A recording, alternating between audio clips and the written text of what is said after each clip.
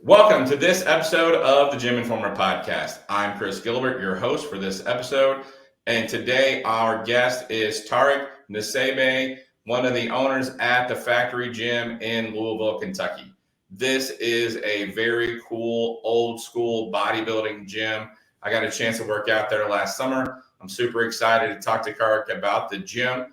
But before we get started, let's take a pause and I'll show you the photos I took while I was at the gym.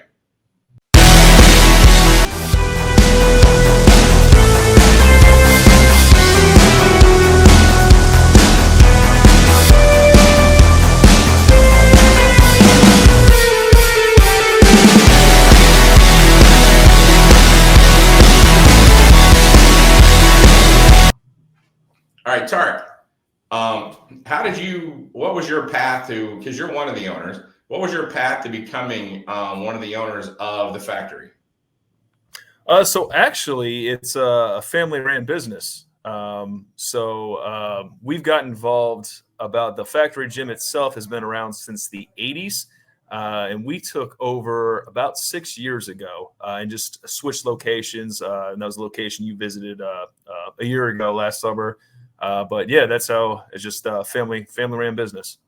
Okay, awesome. And then how long have you been one of the owners? 2 years, give or take. Okay, cool. Yeah. It's a very cool gym. For anybody who hasn't been there, there's probably not a piece of equipment in that gym that you could just go out and buy. Like, you'd really have to go search for them. Oh yeah, absolutely. What really separates us apart, man, is very, very unique pieces of equipment. A lot of the stuff is from the 80s, old school iron, but we've got some newer pieces as well to kind of keep with the times. But we got very unique pieces, the dumbbells, the free weights. I mean, thousands and thousands of pounds of weights, as you saw for yourself. Yeah, when you guys do decide to change out some pieces, like, what's the thought process? Like, how do you guys decide, like, this is a piece we want, this is a piece we want to change out? Like, how do you guys go through that process? Yeah, so I mean, we do some research when something comes out. Obviously, we're big on social media, watching videos and whatnot, and we're always trying to better ourselves. Of course, there are some pieces that may not get as much attention, and just talking to our members, it's a really good community. So they'll come up and say, "Hey, there's this piece. We think it'd be a great fit for the gym. It really attacks the quads and the hams at the same time." Like, okay, cool. So we'll check it out. We'll do our research online. We find that piece, find a good deal for it. Then we'll add it to our gym here. So we do listen to our members a lot. We do cater to a lot of bodybuilders, powerlifters, strongmen, and we've introduced boxing a few years ago. So we got a diverse group of serious fitness individuals. When they come up and say, "Hey, I've seen this piece at this place, I think it'd be a great fit," of course we'll check it out and we'll find space for it. Oh, that's awesome. Yeah, it's a pretty big gym. How big is the gym currently? It's 18,000 square feet, roughly. Okay. I was going to guess 25,000. It feels bigger than it actually is. I wish that'd be nice. Yeah, no, it feels like a large gym, and you guys have got it organized pretty well. When you moved to this location 6 years ago, was that the organization and the atmosphere? I'm assuming you guys created this on purpose, or was it? Yeah, absolutely. So, what was that? It's got that old school bodybuilding feel. I'm assuming when you moved to the new location, that was on purpose to keep that feel. Oh yeah, absolutely. That's the identity. Like I said, it's been here in Louisville since the 80s, 1984. Our slogan's hardcore since '84. So I definitely had a big following, especially with bodybuilding. So of course we needed to keep that identity. So with the newer location, it's a big warehouse, open space. With the previous location, not so much, more of your standard gym setting. But that's what we like and what our members like. It's just a big open area where you got your leg pieces over here, chest pieces over here, free weights over here. We got 25 yards of turf over here, boxing area over here, cardio over there. So it's you can see everything when you walk in, and you know exactly where to go depending on what muscle group you're trying to hit. Yeah, it's very much organized by body part, which I love, especially for a bodybuilding gym. You don't want to be jumping all over the gym trying to like, oh, I'm doing chest day, but I'm like getting cardio and trying to do chest day. Yeah, exactly. So yeah, no, I did love that part. As far as the old school atmosphere, like I noticed that there's really a good community there too. So you sometimes you go to some old school gyms and people are kind of very keeping to themselves. You guys, like, it was a very friendly environment when I was there. Like a lot of the members, like they had never seen me before. They came up to me and they were like, "Hey, like I've never seen you. Like, is this your first time?" Is that something that you got as owners have felt like that you had a hand in like creating that environment? Did it come about organically? So I mean that is the best thing about this gym, and what I would say separates us from other gyms, obviously commercial gyms, but similar gyms like this is the environment. The our members. I know it's kind of a common thing to say. It's like, oh, we got the best members, but we truly do have the best members. I mean, like you said, your first day here, people are very friendly. And we cater to everyone. It's not just strictly a bodybuilding gym, right? At first, we'll have some people kind of hesitant, maybe a little intimidated, just because of what this gym's been for so long. But from newbies to veterans in the weight room, you get a very welcoming feel when you come to this gym. Like we talked about, unique pieces. Many times, if someone's like, "What the heck is that?" People will gladly show them how to use it. If you need a spot, don't be shy. The biggest guy in the gym's the nicest guy in the gym. It's just a very positive environment. Whatever your goal is, this gym's catered to help you hit that goal. If it's putting on muscle, cutting weight, hitting a new PR and a deadlift, the community's really here to back you up, which is what, I mean, we love about this gym. It's kind of like a family. Everyone knows each other by name. So it's pretty cool. No, I did notice. I mean, you walk in the gym and you see this big warehouse full of old school equipment. You're like, oh yeah, I'm gonna F some shit up in here. But then you talk to the members and it's so friendly and welcoming. It's really cool to have that dichotomy where it's hardcore but also friendly and welcoming. Yeah, absolutely. And like I said, especially with beginners, it's always the same thing. They come in, they're a little hesitant, they're a little shy. And if I'm up front or whoever is up front, they'll tell them, hey, just take a quick lap of the gym. Just a quick lap, no commitment, see what you think.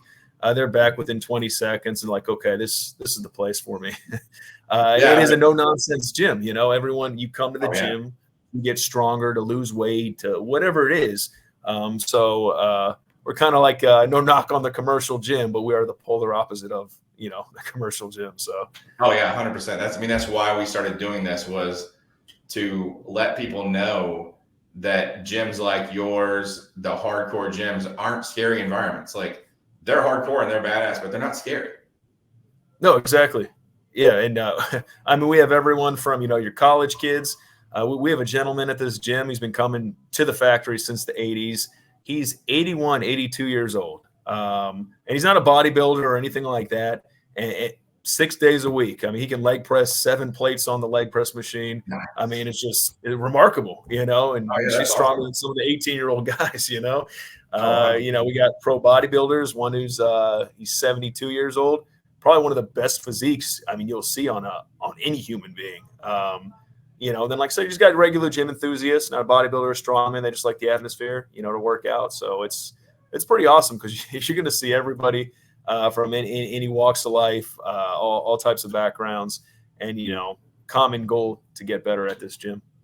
Yeah, the day I was there, I talked to a guy who was active duty military, another guy who was a competitive martial artist, and I talked to a couple of ladies who were like aspiring bodybuilders, but were just getting started out in that sort of arena. So, that definitely seemed like it was a good. And I talked to another guy who, like, he was just getting started in the gym. So it was a big variety of people at the gym, even the morning I was there. And I was there early. So, now I know the gym's been around for a very long time and you guys have had it for a long time, but like, how have you guys kept that? And even with moving, how have you guys kept that and sponsored that environment? Like, are there things that you guys have done, or do you think it's part of being like a Midwestern gym? Well, it's definitely so it's a very unique gym, right? There aren't too many gyms like this one, especially in this area. It's mostly Oh, yeah, it's the only commercial one gyms. like yours in the area. Oh yeah, yeah.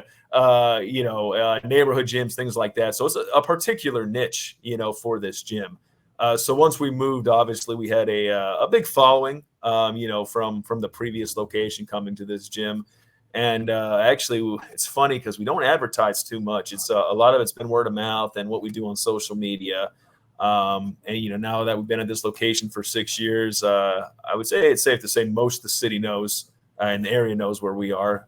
We got people who come 30 minutes out to work out. We got people who they're committed to other gyms, but they'll come once a week, do a day pass just because of what this gym has to offer, which is great. So, I mean, it is well known, like I said, a bodybuilding gym since the 80s, and we kind of expanded on the the powerlifting, the strongmen. And like I said, a couple years ago, we introduced boxing and other combat sports, which is pretty cool because that's taken off nicely.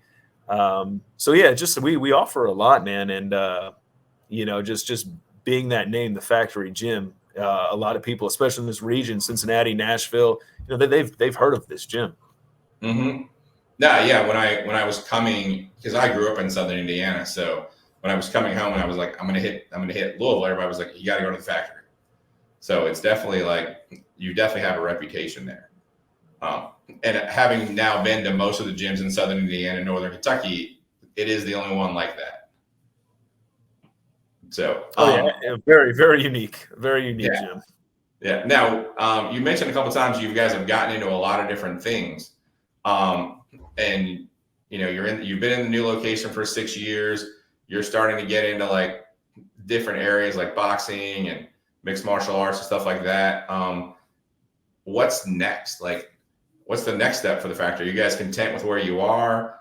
Are you guys thinking about bigger space? Is there ever going to be a second factory? Yeah, so there's we definitely got some long-term goals here. Obviously, we're not content. We want to grow. More members, more space. So the next step would be we're planning on a larger location, right?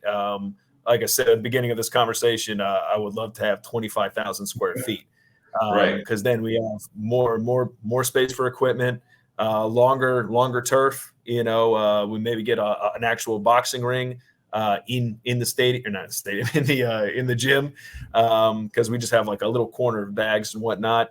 The goal is always to expand. We don't want to. We're not content where we are. Especially like we said, there's a niche for this gym. That old school hardcore environment, but a positive environment. The next goal or our next phase is to expand and grow the location. Excuse me. And then based on that, down the road, we'd like to see what we can do with other markets. Okay. So maybe one day there will be a second factory gym. That would be ideal. That would if we can kind of test the waters in different areas.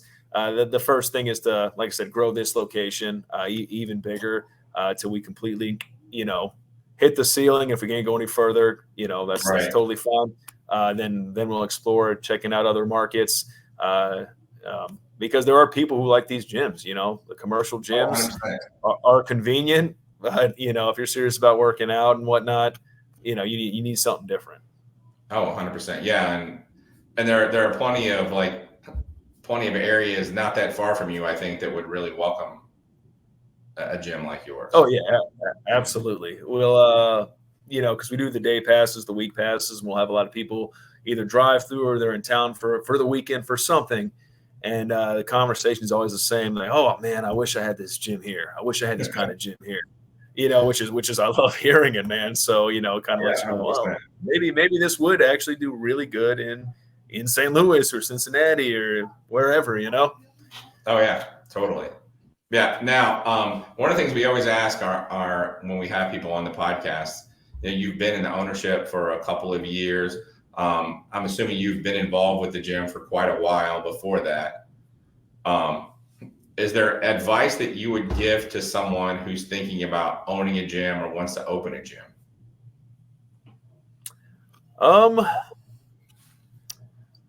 So, I mean, the big thing would be do research, right? You have to find, obviously, location, good space. see what that location's looking for. Yeah, that's about it. Like I said, we took this one over. So I can't take credit for saying, hey, we started it. It was started in the 80s. So it was an opportunity for us to take it over. And move it to this location. But as far as kind of starting a brand new gym from scratch, just do research.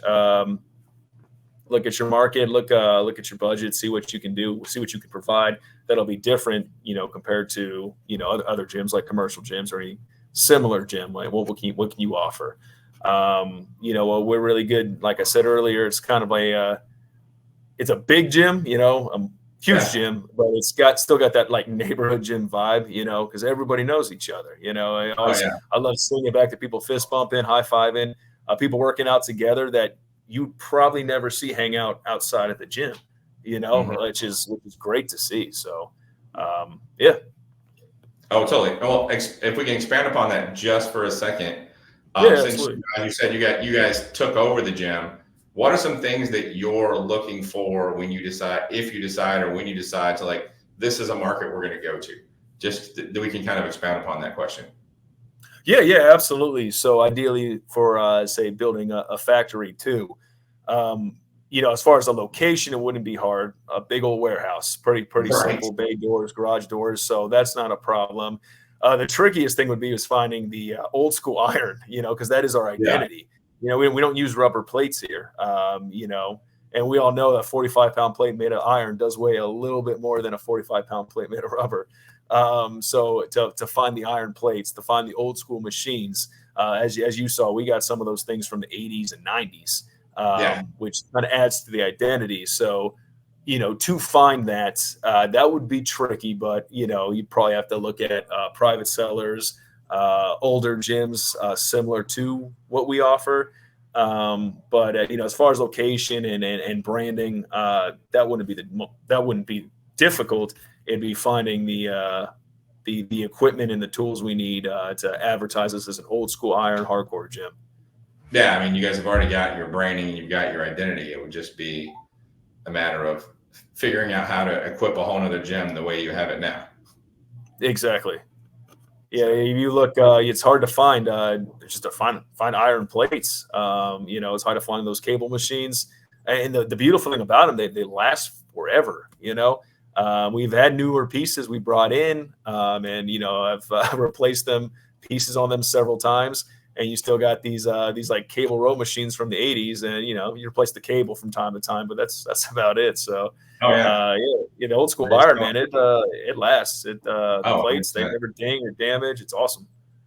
Oh, 100%. Yeah, and that stuff's becoming more and more popular. So it's crazy that if you do, like, I've been noticing, if you do some research on like buying old school stuff, like, at one point you probably could have gotten an old school like flex chest press for a couple $1,000s. Now it's like $5,000 or $6,000. You could buy a brand new one.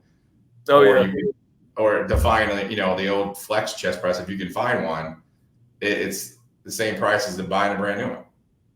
Yeah, no, it's you can find them out there, but you gotta do some extensive research. Right.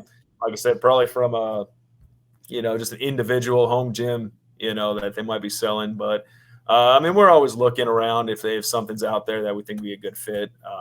But yeah, absolutely. Yeah, that's awesome. Yeah, I appreciate thank you for coming on. I appreciate it. And keep us posted if you guys do like expand the gym, or you guys do actually pull the trigger and grab another location. Please let us know. I'd love to come back out, check the gym out again. As I mentioned, I'm in Southern Indiana a lot. That's where I grew up. So it's not hard to squeeze down to Louisville. If you guys do grow to 25,000 square feet, I'd love to see that. Oh yeah, I know, absolutely. I think that would be that's ideal. That'd be pretty awesome. And of course, You're always welcome back to this location to work out. See, we got some new pieces since you were in last year. So if you got the time to make it out here, man, you're more than welcome back. Of course. I'll actually be back down that way this summer. So I'll swing by. Heck yeah, man. All right.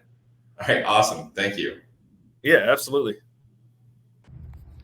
If you enjoyed this podcast, Please hit the like button and subscribe to our channel for more great content.